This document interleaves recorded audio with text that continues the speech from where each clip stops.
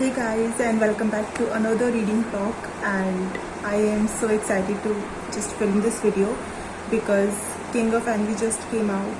It came out quite a while ago, but I hadn't read it.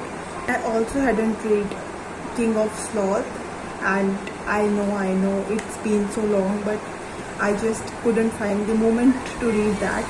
I am basically a mood reader, so I couldn't just make a mood to read the book.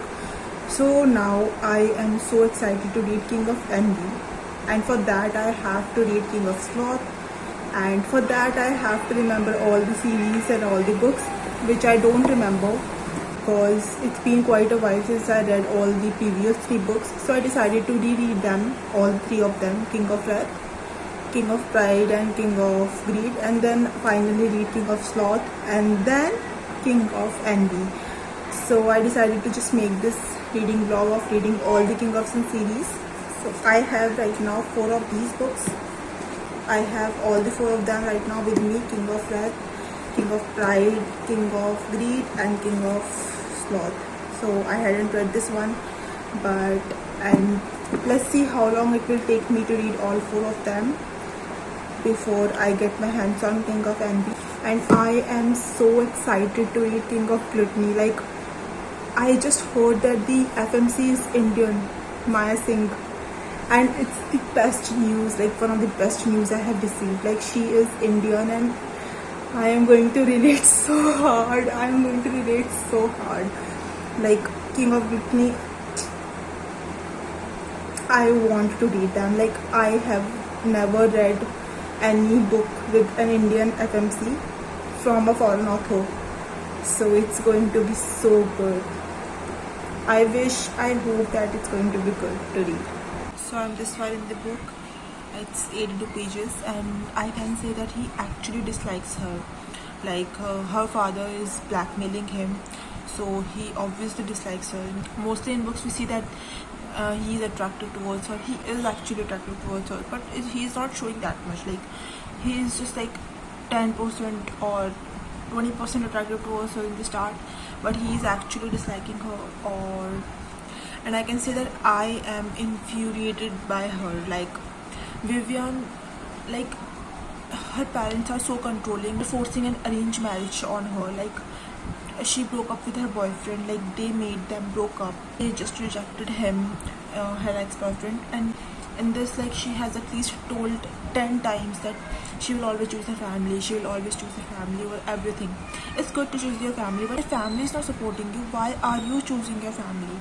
Like, you have your whole life to live. Like, you don't have to fulfill all the wishes of your toxic family. Like, she is independent financially, she has her own image, and she can do anything on her own. She's just not doing this because she just thinks that she has these responsibilities and all these obligations to fulfill to her family, and etc. And her family is not thinking about her. So it's just so really sad to read that, but we will see the progress she makes in the book. As long as I remember, she stands up to her father, maybe. So I am currently on page number 150, and it's just this much in the book, and I am reading so slowly. Like, I had just finished 150 pages in 2 days. I started it yesterday morning, and it's 3 o'clock right now. I'm loving the story. It's kind of a truce between them where they are not fighting like enemies every second, every moment of every day, but they are just going through the motions of being with each other and just doing this business deal of an arranged marriage. They went to Bali to spend Thanksgiving with their parents. Post my book, man. Which page I was on? I have to find my page now. I just closed it accidentally. Anyways, so they went to Bali to their parents to spend Thanksgiving, and Luca, Dante's brother Luca, is also going to be there. And it was fun to read right now. They are now slowly getting more attracted to each other. So I am this far in the book. It's almost halfway.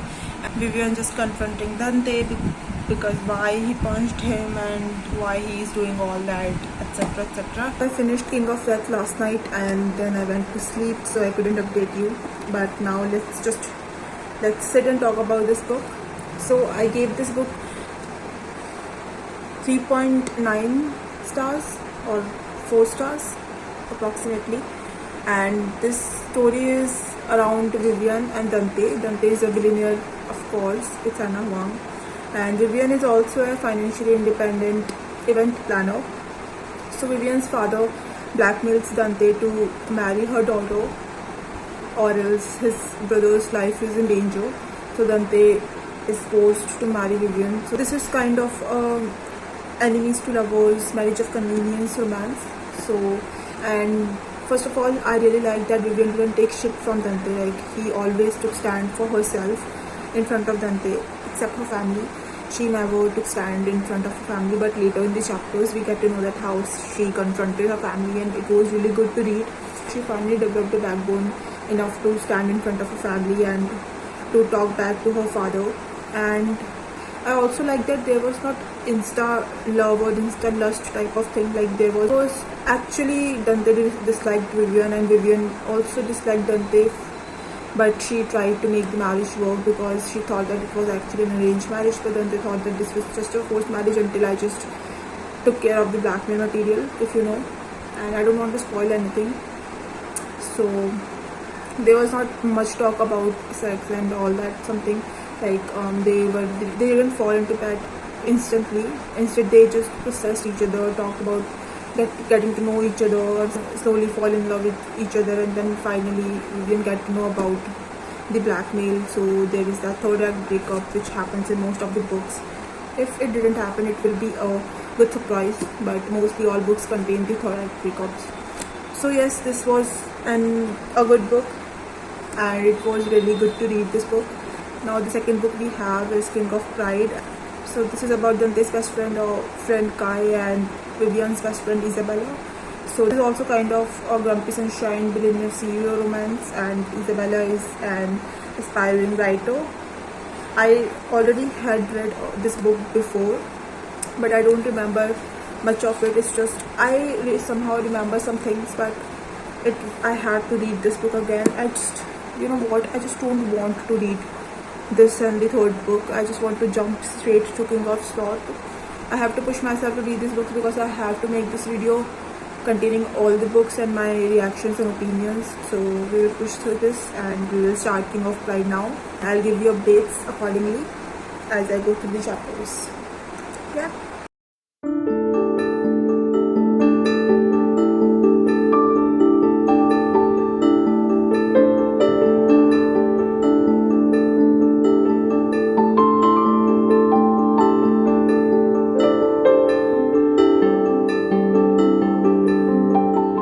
So I am on chapter number 11, page number 96, and this far in the book. And Kai's mother, who is the current CEO of the media empire and their business, decided to elect a new CEO.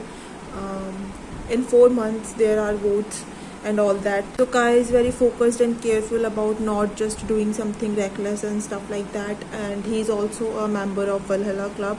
Isabella is working as a bartender. So there is that, and that's all off limit stuff like that, because there is a non-fraternization policy between the members and the employees. So it's just in 11 chapters, it's this on and off chemistry between them, that they shouldn't do this because it's being opposite of the rules and regulations, and it will be breaking all the rules and regulations. And something happened with Isabella and one of her exes. It was hinted quite a few times, and I somehow remember the story a little bit. I don't remember it wholly, but I remember it a little bit, but I don't want to spoil anything for you all. So she is just hesitating to be doing anything with Kai. One of the reasons is that, and the second, that she don't want to lose her job while writing a book. So it's only that now, and I think as long as I remember, it's going to be that on and off chemistry between them, that they should and they shouldn't and stuff like that. And another thing I want to mention is that the names of other persons and people or characters from upcoming books have been mentioned so many times that it becomes kind of irritating and repetitive for some people, and I am one of them. Like Asher Donovan from the book The Striker, which was released and I hadn't read it and I'm thinking of reading it, has been mentioned like for like 10 times in both the books. So, and it becomes quite irritating and it just kills the curiosity and becomes some very kind of boring to read about the same characters again and again, and it just removes all the curiosity and excitement about meeting new characters and new names. So that's just my humble opinion, and everyone's opinion is different. It was my opinion, so don't come at me, please.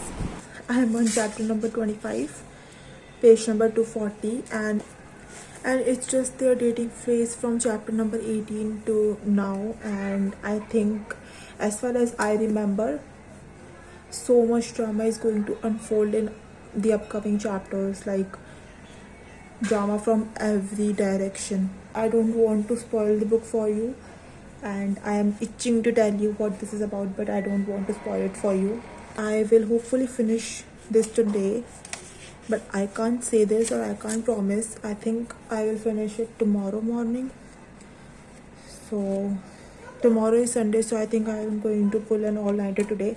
So they are dating and spending time together, and it's so good to read that. Like, I really like to read those little moments they spend together, and their banter, I really love their banter from the page number 1. Like, I really like to read these small what can I say,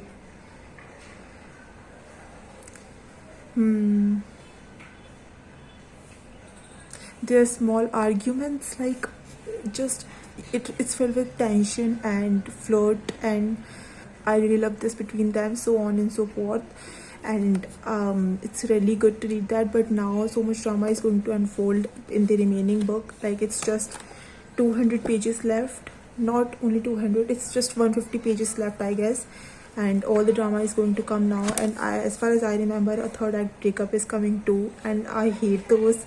Like, it's literally no need to do that, and if authors can skip that, they can do, but they just deliberately put a third act breakup. First drama unfolded just as I said that there is more drama going to unfold, and I don't remember how they deal with it, but I think I know that just soon after another drama is going to unfold, and I'm just so want to tell you what it is, but I don't really want to spoil it for you. So if you haven't read it, please read it out.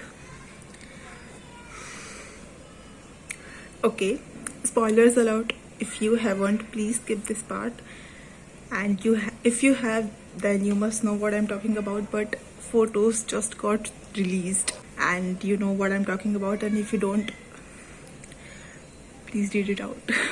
So I am on chapter number 30, page number 290 something. So drama number 2 hit the pages, and I have some thoughts to tell you about on this matter. First of all, I have to say that all these articles and news and all the online stuff that we see and read is not always true. Like, people can just twist these stories for their own benefit somehow, and we believe them, and it just causes so much destruction and so much problems in innocent people's lives. So I had to say that. And second, I think that there was a scene written about Isabella's ex in this story, if you have read the book, and it's about his name is Easton, and I just want to say that he was a fucking cheating, lying piece of shit. And why does his wife had to just bear the loss? Like, she wasn't at fault. That piece of shit was cheating on her and with Isabella, and why they have to suffer? Like, both the women have to suffer, and I don't want to spoil what happened to her, but it was so fucking bad. Like, because of that asshole, she had to suffer. Isabella is an idiot. Like, seriously. the reason behind their third act breakup is so stupid, man. Like, I feel like some third act breakups or stuff like that is necessary to the story, and it quite makes sense. But in this one, it was totally foolish and stupid. Like, it was totally, everything is working out fine, and she just I can't say anything without spoiling again. So I am on chapter number 27 and page number 258, and they are going away for a weekend somewhere. And I just want to say that it's so important for him to win the CEO post or position, and the vote is going to happen, but he is not doing anything to win that post. Like, just like the title of the book, he is actually the king of pride. Like, he is so prideful. He is just thinking that yes, he will win the position easily because he is a young and he never lost in his life.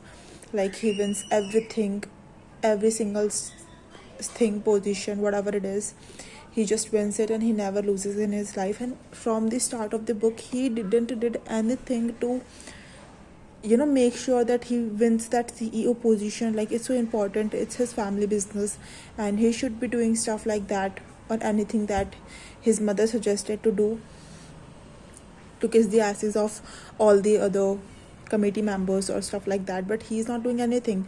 From page number 1, he's just